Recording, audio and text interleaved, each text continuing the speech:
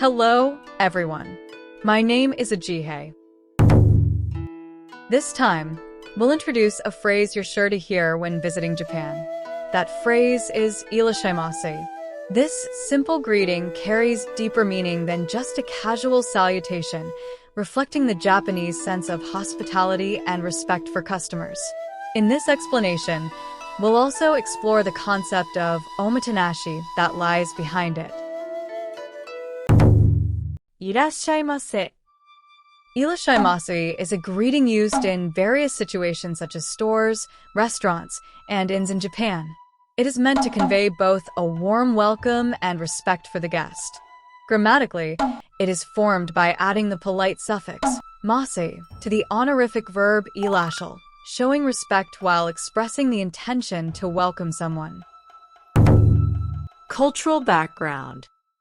The background behind the widespread use of Irasshaimase across Japan is closely tied to the country's culture of omotenashi. Omotenashi refers to a mindset that values thoughtful consideration and care beyond simply providing a service.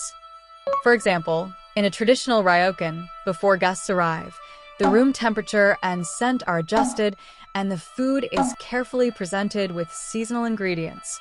All of this is done with the intention of making guests feel comfortable and welcome.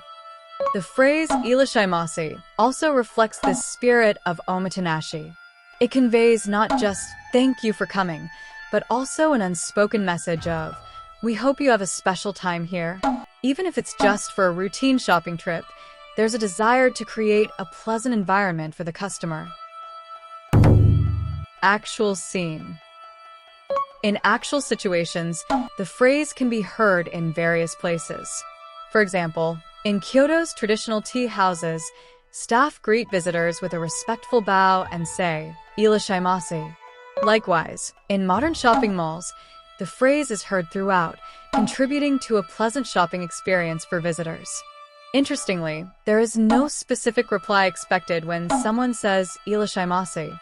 This reflects the Japanese communication style, which tends to be more reserved. The intention is to avoid putting pressure on the customer, allowing them to enjoy the space at their own pace. Mindset differences.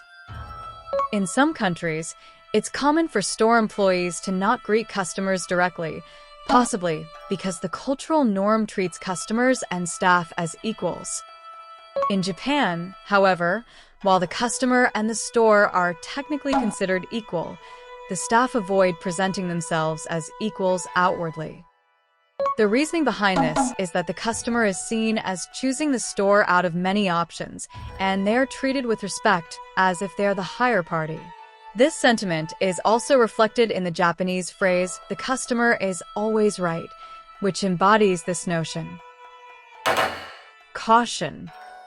Unfortunately, there are some people in Japan who genuinely believe in the saying, "the customer is always right."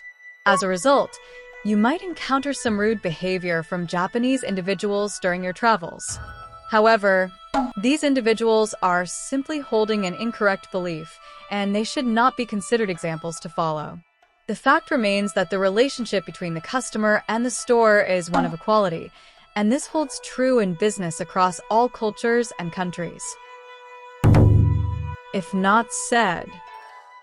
Interestingly, when Japanese people do not hear Irasshaimase, they may think that the store is not open. This often happens when the staff is busy with other tasks or during a time when the store is preparing to open but is not yet fully operational. If the greeting is absent, people may feel confused, as it signals that communication with the staff is not flowing smoothly or that the store is not in regular operation. Signs indicating that the store is in preparation or a simple, silent bow are sometimes used to convey the message. This form of indirect communication is characteristic of Japanese culture. The absence of Irasshaimase reflects how important this greeting is in Japanese customer service culture. By understanding the feelings behind this simple phrase, your next visit to Japan may give you even more opportunities to enjoy the culture. That's all for today's video. I hope you've learned a little bit about Japan. Have a nice trip. Bye-bye.